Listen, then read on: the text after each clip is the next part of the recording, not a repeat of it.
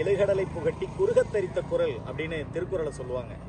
அந்த மாதிரி மிக குறுகிய ரொம்ப மிக அருமையான ஒரு வார்த்தையில சொல்லணும் ஐயாவை பற்றி அப்படின்னு சொன்னா, இந்த மண்ணோட பொக்கிஷம் அப்படின்னு சொல்லலாம். ஏழை எளிய மக்களுக்கான, அடித்தட்டு மக்களுக்கான, வாழ்வியலின் விளிம்பு நிலை மக்களுக்கான ஒரு நம்பிக்கை ஒளி அப்படின்னா, பெரும்பாலும் அரசியல் அப்படிங்கிறது அறம் அப்படின்னு சொல்லுவாங்க. ஆனால் சமகால அரசியல் அறத்தை தாண்டி வணிகமாக மாறிக்கொண்டிருக்கும் இந்த சூழலில் கூட ஐயா இன்னும் அந்த அறத்தை தாங்கி பிடிக்கிறார். மக்களுக்கான ஒரு அரசியலை முன்னெடுக்கிறார்.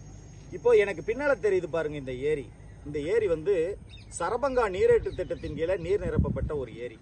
தெற்காக ஓடிக்கொண்டிருந்த காவிரியை மேற்காக திருப்பி இங்கே வறண்டு கிடந்த நிலங்களுக்கு நீர் பாய்ச்சி நிலத்தடி நீர் மட்டத்தை உயரச் செய்திருக்கிறார்.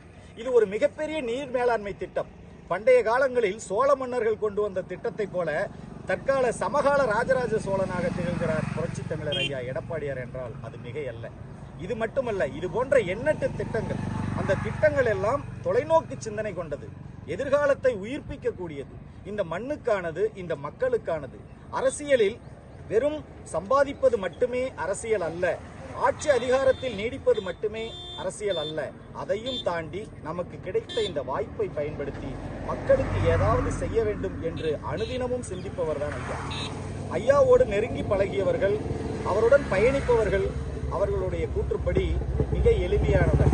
எவ்வளவு பேர் இருந்தாலுமே கூட ரொம்ப சகஜமா அவங்க கூட பேசுறது, அவங்க தோல்ல கை போட்டு பேசுறது, அவங்க பேர் சொல்லி கூப்பிடுறது.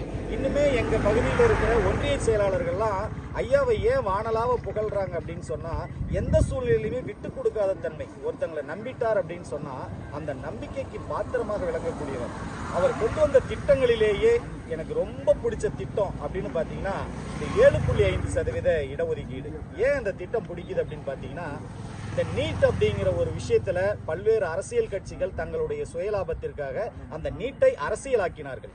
ஆனால் உச்சநீதிமன்றம் நிச்சயமாக நீட் தேர்வு இந்தியா முழுக்க அமுல்படுத்தப்படும், அதில் எந்த விதமான விலக்கும் எந்த மாநிலத்துக்கும் அளிக்கப்படாது என்ற ஒரு திடமான தீர்ப்பை வழங்கிய பின்னர் அதிகாரிகளை கலந்து ஆலோசித்து இதற்கு என்ன செய்யலாம், கிராமப்புற ஏழை மாணவர்கள் பாதிக்கப்படக்கூடாது, நிறைய உயிரிழப்புகள் நடக்கிறது, உயிரிழப்புகளை தடுக்க வேண்டும், அவர்களுடைய வாழ்வில் ஒளியேற்றப்பட வேண்டும் என்பதற்காக 7.5% உள் இடஒதுக்கீட்டை கிராமப்புற ஏழை மாணவர்களுக்கு வழங்கி ஒரு வரலாற்று சாதனை படைத்திருக்கிறார்.